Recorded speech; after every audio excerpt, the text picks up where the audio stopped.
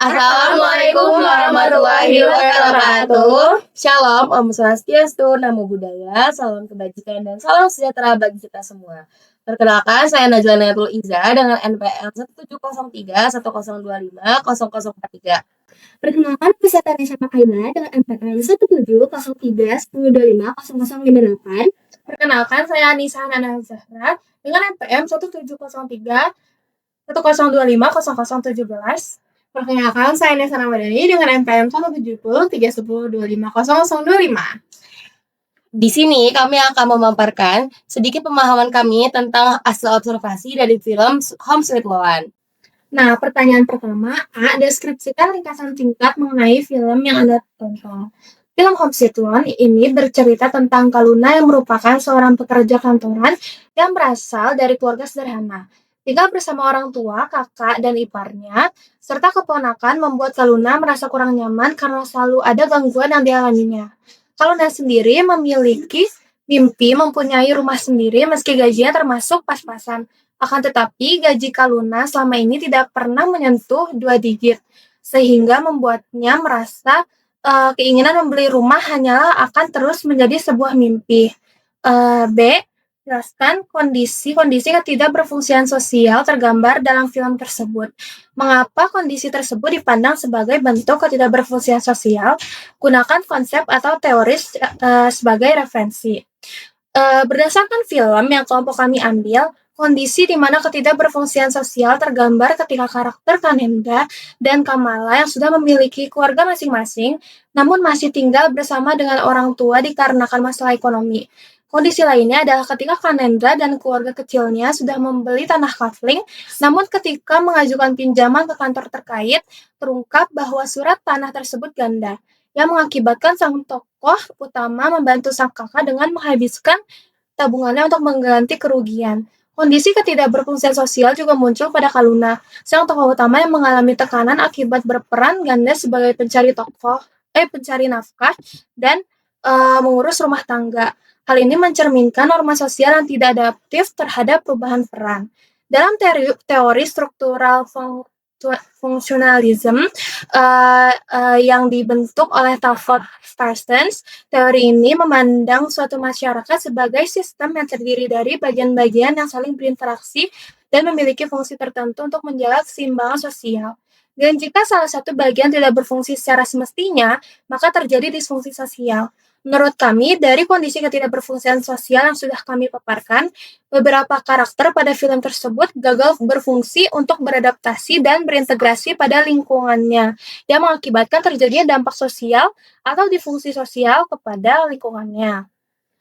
Nah, pertanyaan selanjutnya adalah, apa dampak atau efek yang terjadi dari ketidakberfungsian tersebut? Seperti apa sih gambarannya? Dan siapa sih yang terdampak? Oke, menurut kami, dampak atau efek yang terjadi akibat ketidakberfungsian sosial beberapa karakter adalah gambaran dari karakter Kaluna yang mengalami tekanan emosional sebagai generasi produktif yang menanggung beban finansial dari dua arah atau yang biasa disebut sebagai generasi sandwich. Muncul juga siklus ketergantungan yang tidak sehat nih, di mana orang tua bergantung pada anak secara finansial, sementara anak yang selalu dimanjakan sehingga tidak memiliki ruang untuk mandiri. Menurut teori konflik sosial, Karl Marx, ketidakberfungsian sosial muncul dari ketimpangan kekuasaan dan akses terhadap sumber daya. Dalam film Home Sweet Loan, banyak karakter atau individu yang tidak memiliki kontrol atas pilihan hidup mereka nih, karena tekanan lingkungan secara struktural dan budaya yang mengakibatkan kurangnya akses terhadap sumber daya dan kesejahteraannya gitu. Yang D, selanjutnya adalah selain aspek ketidakberfungsian sosial, apakah ada aspek kekuatan atau keberfungsian sosial yang digambarkan dalam film tersebut? Jelaskan. Jadi, menurut kami lagi, dalam film Home Sweet Loan terdapat beberapa keberfungsian sosial. Beberapa di antaranya yaitu muncul rasa empati antar tokoh, Nah, contohnya itu di saat sang tokoh utama, yaitu Kaluna, mengalami banyak tekanan yang bermunculan nih, ia mendapatkan kepedulian dan dukungan dari teman-teman kantornya.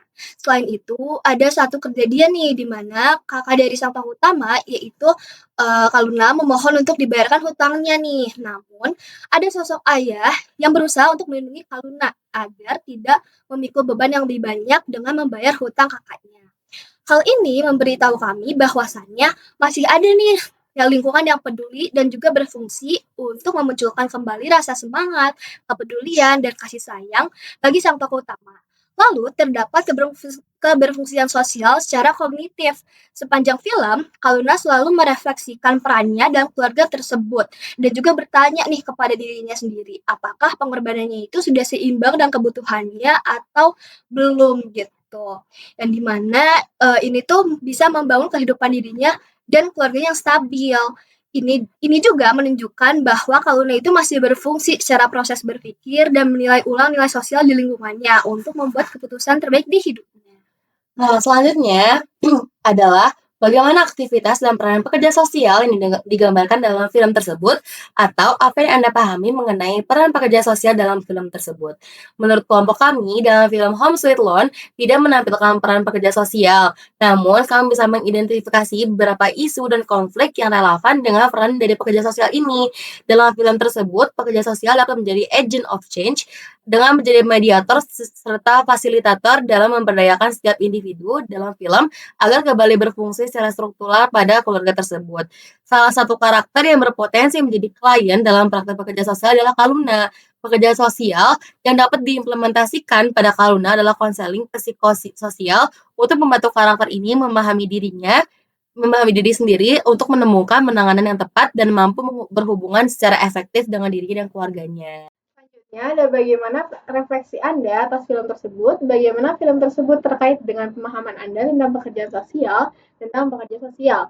Refleksi kami mengenai film Home Sweet Loan adalah kenyataan dari generasi sandwich di Indonesia dengan menyoroti masalah antara impian pribadi dan tanggung jawab sebagai anggota keluarga pada tokoh utama tersebut yang dinamakan Kaluna. Ada juga permasalahan ekonomi yang muncul sebagai bentuk kritik sosial terhadap sulitnya akses untuk kepemilikan rumah bagi generasi muda yang ditambahkan dengan tekanan dan tuntutan sebagai anak yang harus berbakti kepada keluarga secara finansial. Film tersebut menggambarkan kebutuhan akan peran dari pekerja sosial dalam struktur sosial yang cukup kompleks pada lingkungan sosial sang tokoh utama. Pekerjaan sosial hadir untuk mengembangkan struktur dan pola pikir pada setiap karakter dalam film agar dapat kembali berfungsi secara baik dan sejahtera pada lingkungan sosialnya. Lalu selanjutnya, apakah ada hal yang baru atau surprising yang Anda pahami dengan menonton film tersebut? Jadi pada film Home Sweet Loan ini adalah penggambaran terhadap generasi sandwich atau kelompok orang berusia 30 sampai 50 tahun yang menanggung beban finansial dari dua arah.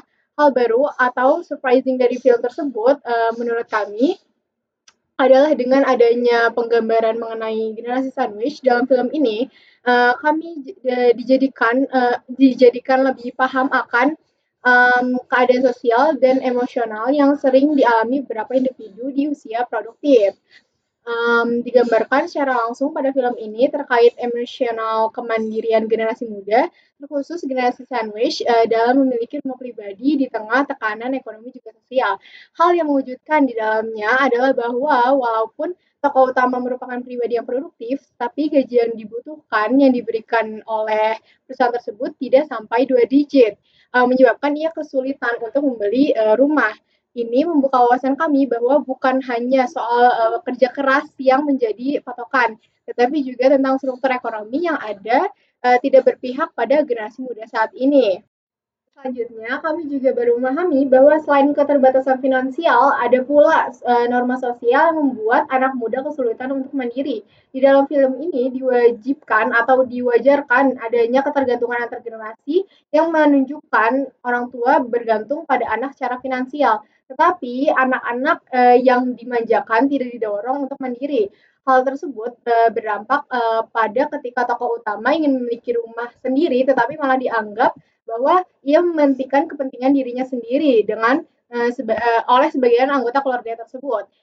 Norma-norma di atas itu menekankan adanya siklus yang tidak sehat, di mana anak muda tidak diberi ruang untuk tumbuh dan mensejahterakan dirinya sendiri. Nah, pertanyaan terakhir, menurut Anda, apa kondisi tergambar dalam film tersebut juga terjadi realitasnya di Indonesia? Gunakan observasi kritis Anda, jelaskan seperti apa, di mana terjadi, dan berapa banyak. Nah, tanggapan kami tentang kondisi dalam film ini banyak terjadi di masyarakat Indonesia. Bukti nyata kondisi di Indonesia paling mengkhawatirkan adalah kurangnya literasi, keuangan, dan perencanaan finansial buruk yang mengakibatkan munculnya generasi sandwich. Dan terdapat sebanyak 67% penduduk usia produktif di Indonesia yang berarti sekitar 56 juta orang terjebak di kondisi mengkhawatirkan tersebut. Generasi sandwich yang dicontohkan dalam film Home Sweet Loan bukan sebuah cerita fiktif belaka, tetapi banyak kasus ini terjadi tentang generasi sandwich tersebut. Salah satu contoh dari kasus generasi sandwich ini adalah cerita dari Saraswati yang mengeluarkan sebesar 20 juta per bulannya untuk menafkahi orang tua dan keponakannya. Cerita ini diambil dari situs kompas.com. Saraswati bekerja sebagai karyawan di bidang pemasaran dalam sebuah perusahaan teknologi yang gaji per bulannya mencapai 40 juta. Tetapi setengah dari pendapatannya diberikan untuk membiayai hidup kedua orang tuanya dan beberapa keponakannya. Dengan mendapat gaji yang cukup, Saraswati tidak dapat memiliki gaya hidup yang sesuai dengan gaji tersebut karena harus menjadi tulang punggung keluarganya. Selain kasus dari Saraswati tersebut, sebenarnya masih banyak banget nih kasus generasi sandwich yang terjadi di Indonesia. Lapor dari BPS tahun 2022 menunjukkan bahwa 44,6% masyarakat Indonesia memiliki ketergantungan terhadap usia produktif. Itu artinya dari setiap 100 orang usia non-produktif terdapat 44 orang yang bergantung pada mereka yang produktif. Bahkan data BPS dari tahun 2017 juga menunjukkan setidaknya 77,82% sumber daya pembiayaan rumah tangga lansia ditopang oleh anggota rumah tangga yang masih bekerja. Survei Kompas pada Agustus 2022 menyebutkan bahwa 7 dari 10 responden mengakui bahwa mereka merupakan bagian dari generasi sandwich. Nah, sekian presentasi dan pemahaman sedikit dari kami. Kurang lebihnya mohon maaf. Wassalamualaikum warahmatullahi wabarakatuh.